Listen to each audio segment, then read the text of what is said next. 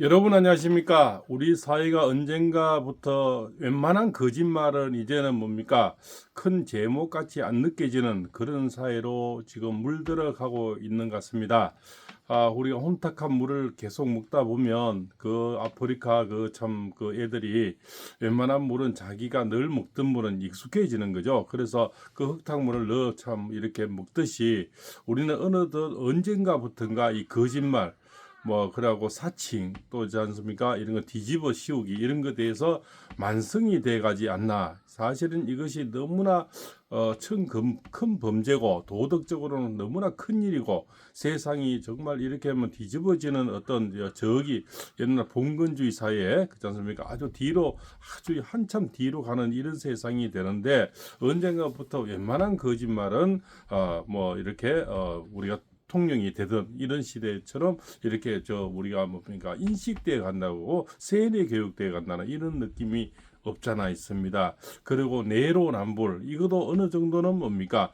인식돼 가고 중독돼 간다는 이런 인식을 받습니다. 사람이 나쁜 짓도 계속하면 그때는 처음에는 미안한 감이 있고 조금 두려워하지만 익숙해지는 겁니다. 그래서 외도하는 사람들이 외도가 처음에는 두렵고 조심스럽지만 점점 간땡이가 커지는 겁니다. 그래서 내로남불이 되는 거예요. 바깥의 사람이 더 크게 보이는 겁니다.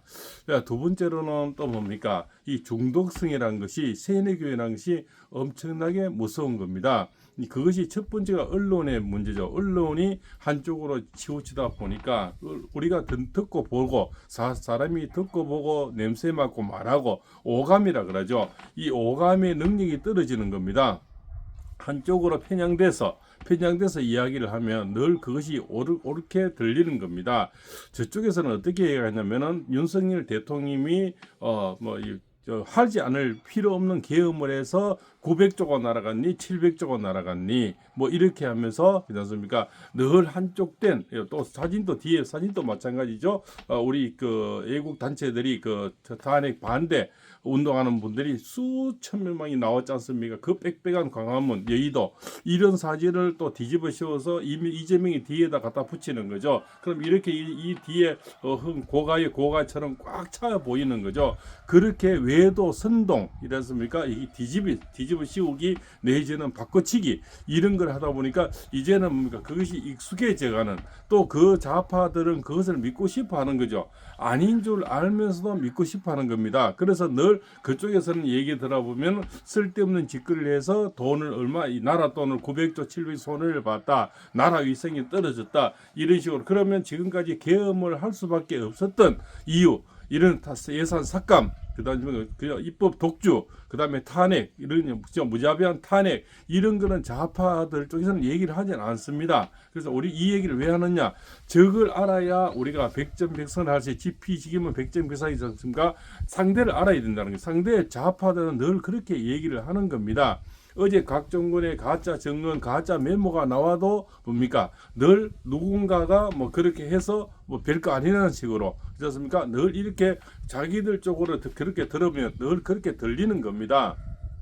이쪽에 들었을 때는 어마어마한 큰 누수가 큰 일이지만 저쪽의 사람들은 그런 걸 늘 숨겨버리고 들을 것만 듣고 볼 것만 본다는 거죠. 그래서 좌파들이 어떤 이 내 구조 그렇지 않습니까? 사람의 습관, 행동 그렇지 않습니까? 늘 보고 또 이렇게 언론의 눈을 막아버리는 이게 길을 막아버리는 거잖아요. 한쪽만 들리게 만드는 겁니다. 우리 유튜브에도 이런 영상은 이 좌파들이 잘 들어서 꼭 해코지 달하려고 안티는 두르지만 잘 두르지가 않습니다. 이 미국의 이 알고리즘이 그렇지 않습니까? 내가 늘 보고자 하는 것을 띄워주는 거죠. 그러면 팔봉샘 영상도 대부분 우파 쪽에 외국 시민들이 봅니다. 이분들이 내가 늘 이분이 보고 싶은 거를 띄워주는 거죠. 그럼 좌파 거는 띄워줄까요? 거의 띄워주지를 않죠. 그렇지 않습니까? 그래서 그쪽 사람의 내용을 잘 모르는 겁니다. 그래서 좌파들은 우파들의 지금 이렇게 열띤 그저 함성 그것도 계엄을 할 수밖에 없는 당연한 이치 이런 걸 모른다는 겁니다. 우리가 생각할 때는 다 알 것 같지만 늘 하루 종일 왼종일 방송하고 왼종일 떠두고 해서 알 것 같지만 잘 모른다는 겁니다. 그만큼 뭡니까 이 언론이 편향적으로 지금 뭡니까 자아적으로 기울어져 있는 언론이 그것도 큰 언론이죠. 메이저급 언론이 다 자아적으로 기울어져 있다는 겁니다. 우호적으로 하면 좀 작은 방송들 이런 유튜버들이 대부분 우호적으로 이렇게 겨우 연명을 하고 있는 이런 실정이라는 거죠. 어제도 각종건의 어떤 거짓 정언 이런 거는 그래도 워낙 큰 뉴스니까 이렇게 나오지만 웬만한 거는 그게 옆전에 홍장은의 메모도 그렇게 이만큼 다 쓸어주질 않죠. 그렇지 않습니까? 그래서 그것도 또 긴가민가 또 뭐 감정 필적 감정이 나와도 뭐 그렇지 않습니까? 내 거 아니다 하고 이러면 또 그것이 바로 헌재라든가 검찰에서 바로 필적 감정을 들어가는 것도 아니고 그래서 시간 끌기를 해버리는 거죠. 언제까지 탄핵 결정이 뭡니까 인용이든 뭐 결정 나올 때 기다리고 또 지기현 판사님도 지금 뭔가 기다린다는 거예요. 예, 대통령이 헌재에서 결정 날 때까지 기다린다는 얘기가 나오고 있다는 겁니다. 또 제자들의 거짓말은 웬만한 거짓말도 이제는 거짓말 같이도 안 느껴지는 거죠. 예, 오동훈이 그지 않습니까? 이게 공수처에 지금 이 거짓말이 다 들통나 있습니다. 한국일보에 의하면 이 대통령 혼자서는 뭡니까 영장을 신청을 안 했다 이렇게 했는데 이게 또 들통이 났습니다. 예, 혼자서도 피의자로 윤석열 대통령의 피의자로 해서 그지 않습니까? 영장을 청구했다해서 빠꾸 당했다는 것이 이미 나왔고 또 영장을 또 해줬는데 그지 않습니까? 해줬는데 형사법 110조 이것을 뭐 지켜라. 그러면 뭡니까?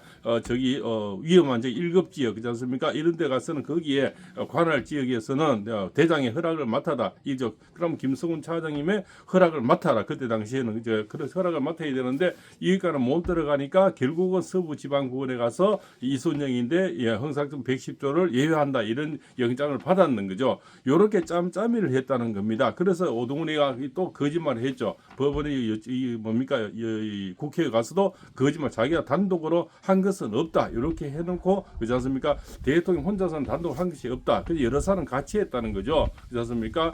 그래서 이상민하고 같이 할 때는 그랬지만 단독으로 한 건 없다 했는데 실제로 단독으로 한 게 다 들통났고 또 단독을 해가지고 그 영장 가지고 집행을 못하니까 이순영인데 가가지고 정계선이가 법원장을 할 때 서부지방법원에 신청을 해서 형사가 110조를 예외한다. 요로까지 이순영이도 거기다 자기가 법을 만들었죠. 그래서 나중에는 이게 나라가 바로 설 때는 이순영이도 다 처벌을 받아야 되겠죠. 법원이 재판관이 판사가 법을 만들 수 있는 자격은 없죠. 그러니까 법은 국회에서 만들어서 자기들은 그 법 안에서 헌법 안에서 그러니까 행동을 하면 되는 게 재판 판사지 지가 법을 만들 수 있는 재량은 없다는 겁니다. 그래서 이순영이도 결국은 나중에는 국가의 어떤 심판을 받아야 된다. 그러니까 역사의 심판에 다 심판다에 분명히 오를 겁니다. 우리가 옛날 노태우 전두환 대통령도 봤지 않습니까? 결국은 역사의 심판대에 오르게 되는 겁니다. 그때는 내가 이 세상이 최고 이 세상이 다 될 것 같지만 결국은 역사의 심판대에 오른다. 이렇게 보는 것이 이제 보편적인 진리가 되겠죠. 그래서 이순영이, 오동훈이, 신한미, 차은경이 전부 다 역사의 심판대가 오를 때가 있을 거다. 그래서 지기현 판사는 지금 또 눈치를 보고 있으면서 헌재의 눈치를 본다고 그렇습니까? 민주당 눈치를 보고 헌재 눈치를 보고 그래도 지금까지 바르게 이렇게 판결을 했다고 이렇게 명명이 나 있는데 그렇지 않습니까? 거기 이조영이 삼성에 17건을 다 무죄시켜주고 그렇지 않습니까? 여기 또 마야 그런 것도 있지 않습니까? 해줬지 않습니까? 여러 가지 그런 선례가 이렇게 그래도 바르게 살아온 이 판사는 명망이 나인데 지금 또 뭔가를 두려워하고 물론 국가 대통령이라는 무게감이 있어서 그렇겠죠. 그러나 판사라면은 자하고 오면하면 안 되는 거죠. 자기의 판단에 의해서 판결을 하고 나머지는 역사에 맡기고 국민인데 맡겨야 되는 거죠. 그것이 판사의 옳은 방법이죠. 판사가 정치 영역에 들어가서 정치를 보고 눈치를 본다면은 결국은 서민이 힘들어지고 국민이 힘들어지는 겁니다. 그래서 보통 자기는 지금 지기현 판사는 대통령을 판단한다고 구속 취소를 판단한다고 생각하지만 결국은 국민을 판단하고 있는 거예요. 대통령 국민이 뽑았잖아요. 그럼 국민을 판단하고 있는 거예요. 그래서 국민을 두려워해야 되는 겁니다. 그래서 판결을 빨리 해야 된다는 거예요. 물론 대통령은 자기가 판단을 늦게 해서 나중에 민주당에서 뭐 어떻게 해주겠지 이렇게 생각을 할 수도 있겠지만 결국은 국민이 대통령 뽑는 거고 그 국민을 심판하는 게 되는 겁니다. 대통령을 심판하는 것은 그래서 국민이 원하는 대로 심판을 빨리 해줘야 된다는 것이 판사의 의무라는 겁니다. 좋습니까? 그런 것이 또 있습니다. 그리고 뭡니까? 지금 2030 세대들 조사를 해보니까 그렇습니까? 데일리 안에서 조사를 했죠. 앞으로 이쪽에서 지금 뭡니까? 대선 주자급에 조사를 해보니까 2030들의 생각을 물어봤죠. 보니까 김무수 장군이 한 30% 이렇게 나오고요. 그 다음에 뭡니까? 뭐 홍준표가 16%, 그 다음에 한동훈이 한 8% 이런 설에 지금 나오고 있고요. 저쪽에서는 이제 이재명이가 못 나면 누가 나올 거냐 하니까 결국은 추미애가 그저 16% 정도에 나오고요. 그 다음에는 뭡니까? 그죠? 그 뭡니까? 국회의장 우원식이가 그 정도 나오고 김동연이나 김경수나 우리 생각했던 그런 자는 20대 30대들은 지금 뒤로 밀리는 것 같습니다. 결국은 그게 생각을 안 하고 있고 이재명이가 못 나오면 그렇게 추미애가 그래도 뭐 워낙 춤을 잘 추라 그런지 1등을 나오고요. 그 다음에는 우원식이 나오고 그 다음입니다. 그 김동연, 김경수 이런 자는 저 밑에 이렇게 나오는 것 같습니다. 그래서 또 이재명이가 만약에 대선에 나와서 만약 됐을 때 어떻게 재판은 중단해야 하니까 중단하면 안 된다는 것이 한 52%까지 나오는 것 같습니다. 그렇지 않습니까? 뭐 될 일도 없겠지만요. 그러나 언론은 그렇지 않습니까? 언론이 또 물어보는 게 상식 아니겠습니까? 그래서 데일리 안에서 또 뭡니까 이 여론조사 기관 공정에서 의뢰해서 그렇게 했답니다. 해보니까 이쪽에서는 우파에서는 김무수 장관이 독보적으로 지금 그저 왕세자로 떠오르고 있는 국본이 되는 거죠. 30%대를 차지하고 있습니다. 그 다음에 그죠? 그래서 생각 외에는 이제 홍준표 시장이 16%, 한동훈의 저기 한 8%. 이런 한동훈은 이미 배신자의 낙인이 찢겨버리는 거죠. 이 낙인이라는 것은 한 번 이렇게 하면 회복되기가 힘이 듭니다. 지가 아무리 뭐 책을 쓰고 그저 별짓을 다 하고 북 콘서트를 열고 하지만 사람의 가슴이 한번 찢겨버리는 것은 그렇게 용서가 되질 않죠. 그자의 흐름다 항상 12명의 손 때문에 결국은 탄핵 심판이 이까지 오고 지금 세상이 이렇게 시끄럽고 결국 그 대통령 지금도 구치소에 계시잖아요. 그래도 한솥밥을 검찰에서 수십 년을 같이 먹고 형동생하는 사이에 이렇게 비수를 꼽는 거는 결국적으로 사람으로서 할 짓이 아니죠.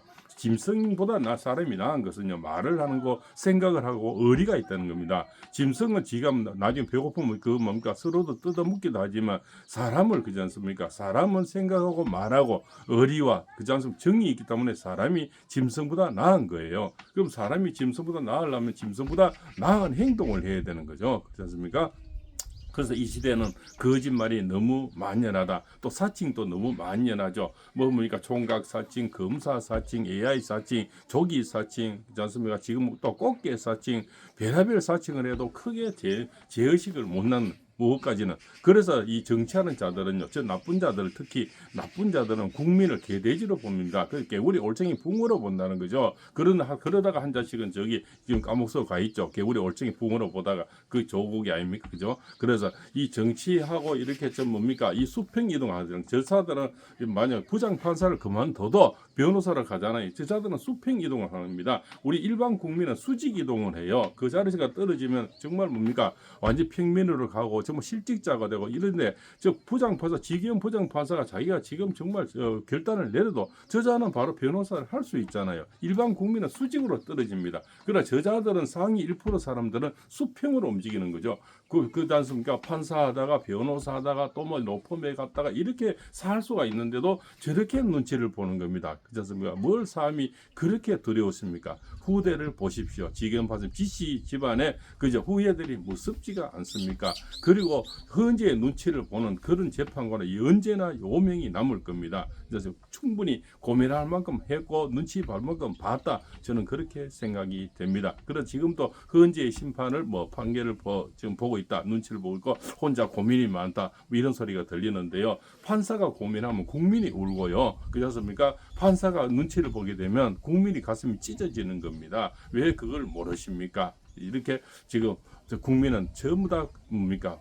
하소연을 하면서 지기현 판사 손 하나를 지금 망방이 하나를 쳐다보고 있는데 국민의 소리가 들리지 않고 오로지 민주당만 그렇게 두려우십니까? 그렇지 않습니까? 그래서 근데 늘 얘기하지만 자기들은 수평 이동이지 않습니까? 바로 할 일이 생기고 이미 우리나라의 반은 우파인데 그렇지 않습니까? 얼마나 변호사에도 일이 많이 생기겠습니까? 그렇지 않습니까? 그리고 또 그런 분들은 명예롭게 나오셔도 살 길이 많이 있지 않습니까? 불의를 보고 싸우다가 나오면 영웅이 되는 거예요. 거예요. 그래서 전한길 쌤이 60억을 손해보고 나와서 그 길거리 나와서 소리치니까 국민적 영웅이 될, 구국의 영웅이 되는 거죠. 자, 지기현 판사도 난세 영웅이 되시길 바랍니다. 그리고 비선폰 8개를 갖고 있는 그지 않습니까? 현재 재판관들 바로 비선폰 그지 않습니까? 바로 반납을 하시고 그지 않습니까? 두렵지 않으면 비선폰을 바로 맡겨야 된다고 생각이 됩니다. 재판관들이 비선폰이 웬 폰입니까? 그것과 뭔 짓것을 한다고 8개를 갖고 있는 겁니까? 그지 않습니까? 본인들 뜻하면 바로 비선폰은 옆으로 갖다 맡기고 지금부터 사용을 하지 말고, 물론 영장은 집행이 안 되겠죠. 비선폰 뺏으려면 우리나라 법원이 누가 그지 않습니까? 현재 재판관들을 그 영장 집행을 해주겠습니까? 압수수색을 누가 해주겠습니까? 0.01%도 가망이 없겠죠. 그래서 바로 그것을 맡기고 그지 않습니까? 국민이 납득할 수 있는 그런 판결을 해주시기 바랍니다. 어차피 허영 교수님이 이미 이거는 가짜 심판, 가짜 탄핵이라고, 사기 탄핵이라고 얘기하고 있지 않습니까? 중앙대 이호영 교수님도 이미 이거는 사기 탄핵이라고 얘기하고 있는 겁니다. 빨리 지기현 판사님 오늘 또 빨리 결정을 내고 국민 속으로 들어오세요. 국민이 두렵지 않습니까? 박문수입니다.